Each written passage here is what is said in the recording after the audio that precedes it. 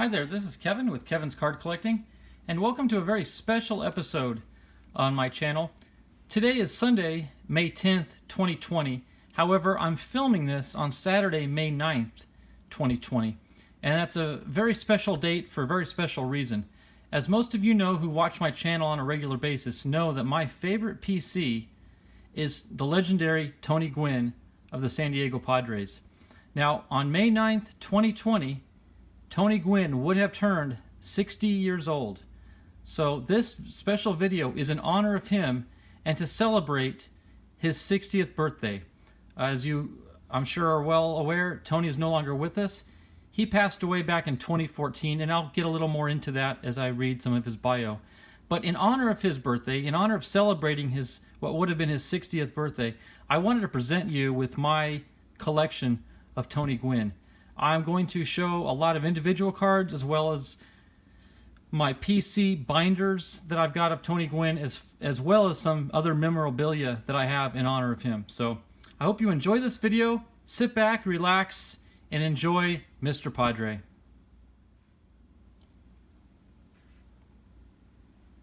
Anthony Keith Gwynn Sr., born May 9th, 1960, passed away June 16th, 2014.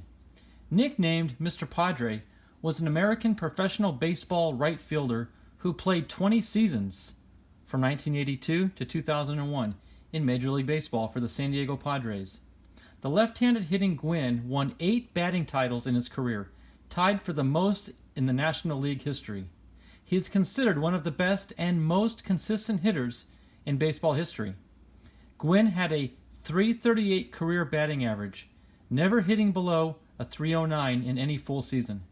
He was a 15-time All-Star, recognized for his skills both on offense and defense, with 7 Silver Slugger Awards and 5 Gold Glove Awards.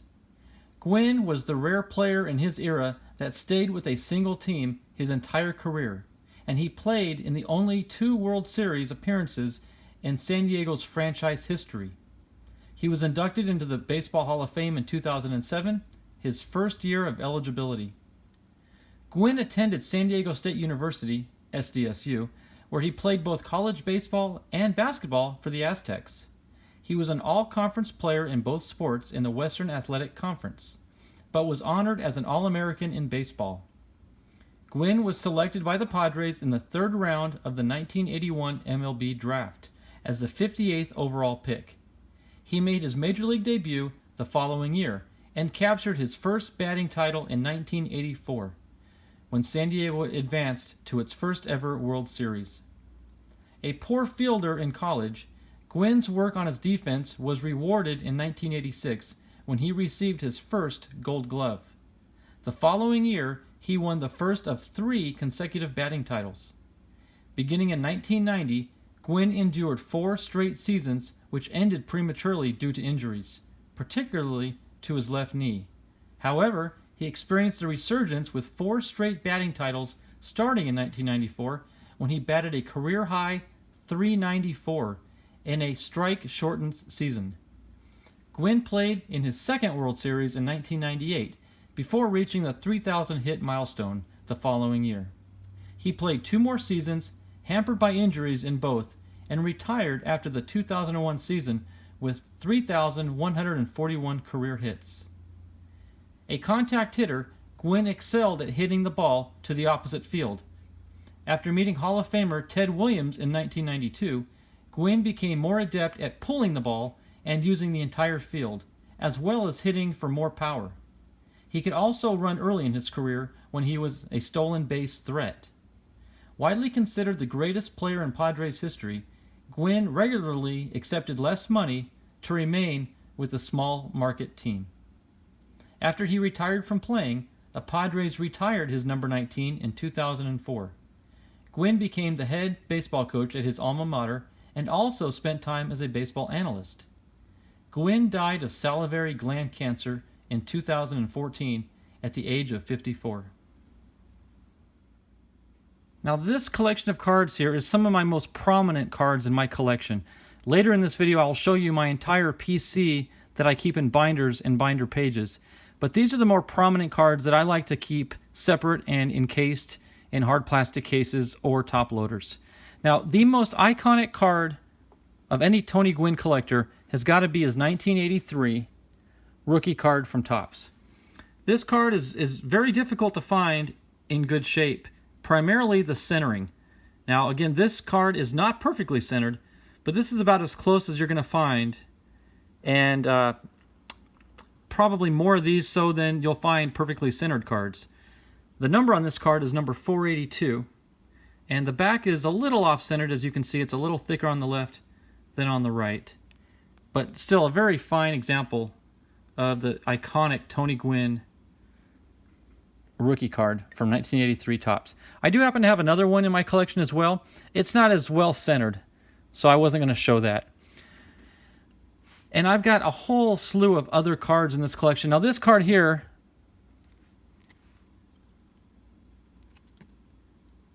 is probably the worst as far as centering goes. That's why it's not in a hard case, but it is in a top loader. But I do have 3 original 1983 rookie cards. I do also have a few of them in reprint format that I didn't bother bringing out because they look the same. They're just reprinted.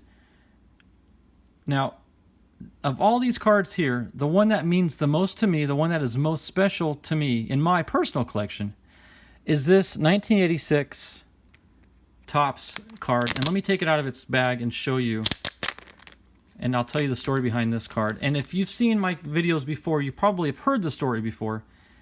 But 1986 Tony Gwynn, and you can see there at the bottom in very faint ink pen is his autograph. I met Tony in 1987 or so when I got this autograph. I just got this card from a 1986 pack. And growing up down in Yuma, Arizona, where the Padres used to attend for their spring training season every year, as a kid, I would always go to the field after school, watch the games, meet the players. Security wasn't the way it is today. The players were more available to their fans. And as a kid, me and my friends, we would hang out outside the clubhouse after the games, waiting for the players to come out and sign autographs. Well, I happen to have this Tony Gwynn 1986 card in my possession, and I was one of the many kids waiting to get his autograph. And when he emerged from the clubhouse, I ran up to him. I had a ballpoint pen in this card, and he signed the bottom of it. And again, it's kind of faint, but his autograph is down there. And as a 10-year-old kid at the time, well, I would have been 9 probably, you would not believe that as soon as he signed it, I folded the card in half and stuck it in my pocket. Hence the crease mark right across the middle of the card. Now, we cringe as adults now when we hear that story, and we wonder, what were we thinking? And I do ask myself, what was I thinking? But I do remind myself I was just a kid. I still have the card, which is impressive because most kids lose a lot of their cards as they get older. But I was able to find this card in a box in the shed and was able to salvage it, get it in a one-touch, and preserve it. And even though it's damaged with the crease and the ink is fading on the autograph, this is my all-time favorite Tony Gwynn card in my collection, far surpassing that of any of the 83 rookie cards that I could possibly imagine having. Speaking of reprints, though, here is a reprint of the 83. This reprint is from 2016, but that is a reprint of the 1983 rookie card.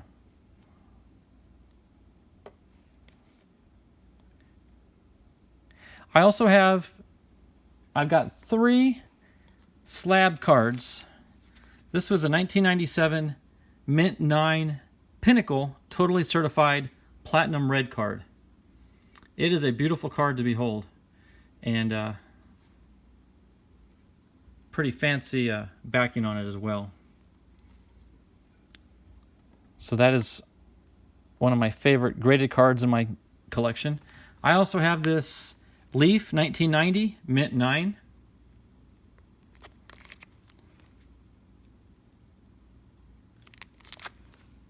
And last but not least, my iconic 1986 card. And this came back as a Mint 9. In much better shape than my autograph card, but it is what it is. So those are my protected and well-preserved cards in my collection. I've also got some 1984s, as you can see here. Card number 251, Topps 1984. I have a few of these in my PC. Actually, I've got 3 of them.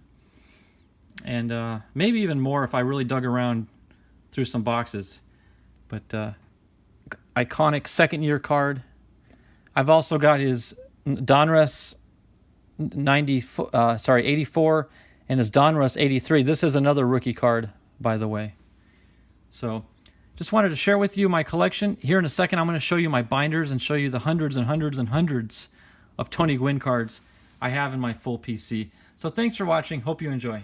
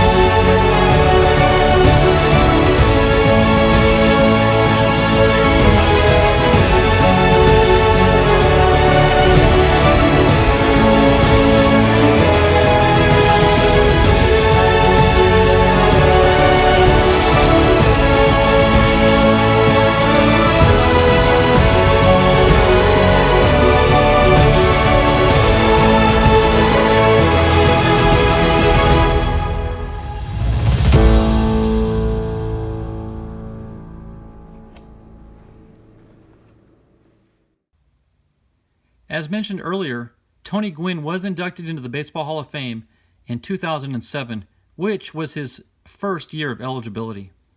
And this is his plaque from the Baseball Hall of Fame in Cooperstown.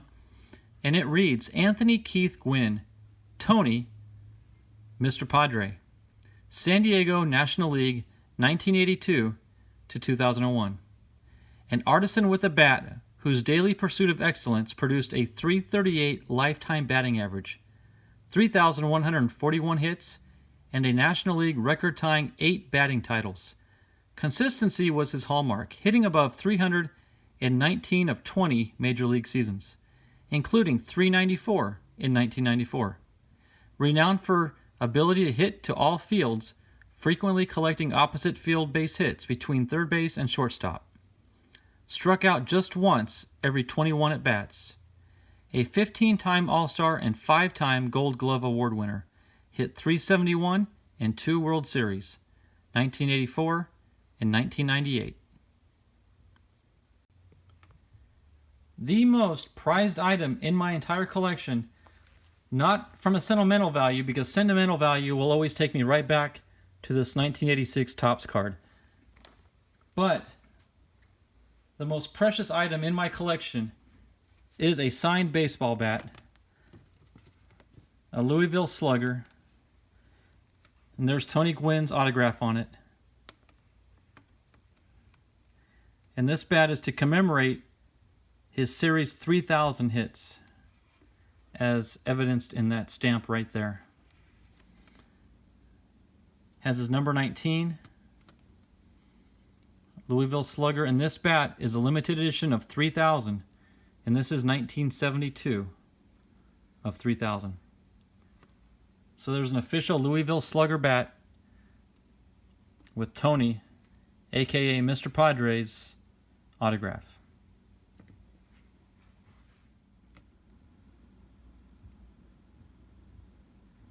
On January 9th, 2007, Gwynn was elected to the Baseball Hall of Fame, being selected on 532 out of 545 ballots. That's 97.61%, the 7th highest percentage in Hall of Fame voting history. He was relieved that he did not exceed Tom Seaver's record of 98.8%. Gwynn considered his selection to be validation for the value of contact hitters, who are not as celebrated as power hitters. He was inducted alongside Cal Ripken Jr. on July 29, 2007. Ripken and Gwynn are 2 of the 46 players in the Hall of Fame who played their entire Major League career for only one team. Both were elected almost unanimously in their first year of eligibility. The Gwynn-Ripken induction weekend was notable for a number of attendance records, which were announced during the ceremony. 14,000 people visited the Hall of Fame Museum on July 28th, a record number for a single day. Baseball attendance for all games played on July 28th also set a single-day record.